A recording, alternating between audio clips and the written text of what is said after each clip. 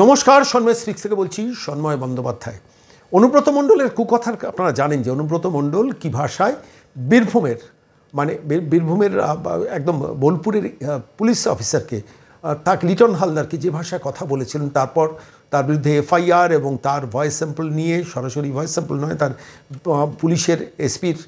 পুলিশের বোলপুরে যিনি পুলিশ অফিসার ছিলেন, ওসির ফোন দুটো নিয়ে ফরেন্সিক টেস্টের জন্য পাঠানো হয়েছে।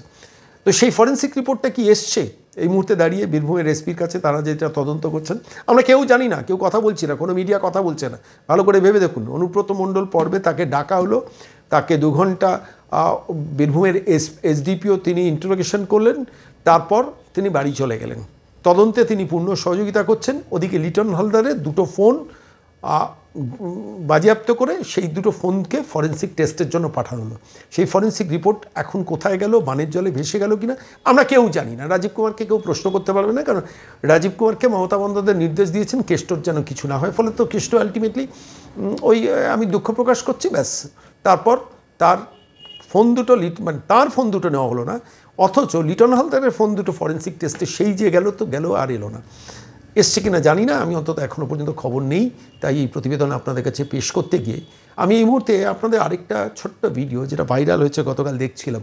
সিউড়ি 2 নম্বর ব্লকের পঞ্চায়েত সমিতির মহিলা সভাপতি, তিনি প্রকাশ্য দিবালোকে আক্রান্ত হচ্ছেন কোনো একটি গোষ্ঠী দ্বারা। নুরুল ইসলাম ভার্সেস বকুল গোষ্ঠীর লড়াই একদম রাজপথে। আজকে অনুব্রত মণ্ডলের যদি শাস্তি হতো, তাহলে এই নুরুলের সঙ্গে বকুলের লড়াইয়ে শেষ পর্যন্ত সিউড়ি 2 নম্বর ব্লক পঞ্চায়েত সমিতির মহিলা সভাপতি কি এভাবে আক্রান্ত হতে পারতেন? যে আক্রমণের ঘটনাটা আপনাদের কাছে দেখাবো, এই সোশ্যাল মিডিয়াতে ভাইরাল হয়েছেন। লকেট চার্জি এটা পোস্ট করেছেন, আমার মনে হলো এটা আজকে সন্ময় স্পিক্সে আপনাদের দেখানো দরকার। প্রশ্ন এখানেই যে এখন তৃণমূলকেই আক্রমণ করছে। বিরোধীদের নির্বাচনের দিন আক্রমণ করায়, বিরোধীরা যদি কোনো প্রচার করতে যায়, কোনো প্রতিবাদ করতে যায়, তখন তারা আক্রান্ত হয়। কিন্তু সারা বছর তাহলে তৃণমূল কাকে আক্রমণ করবেন? তখন ওই নুরুল ইসলামরা বকুলের বাহিনীকে আক্রমণ করবেন, বকুলের বাহিনী নুরুল ইসলামকে আক্রমণ করবেন, এবং সেই আক্রমণ করতে গিয়ে তৃণমূল তার নিজের পঞ্চায়েত সমিতির সভাপতিকেই প্রকাশ্য দিবালোকে রাস্তায় দাঁড়িয়ে আক্রমণ করছে।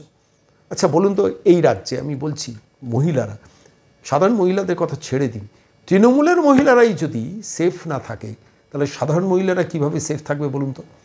আজকে 10 বছরের তামান্না জানতে পারেননি যে রাজ্যের শাসক দল তৃণমূল কংগ্রেস এবং তার মুখ্যমন্ত্রী মমতা বন্দ্যোপাধ্যায়। ল কলেজে নির্যাতিতা তরুণী জেনেও জানতে পারেননি যে রাজ্যের মুখ্যমন্ত্রী মমতা বন্দ্যোপাধ্যায় জানেন।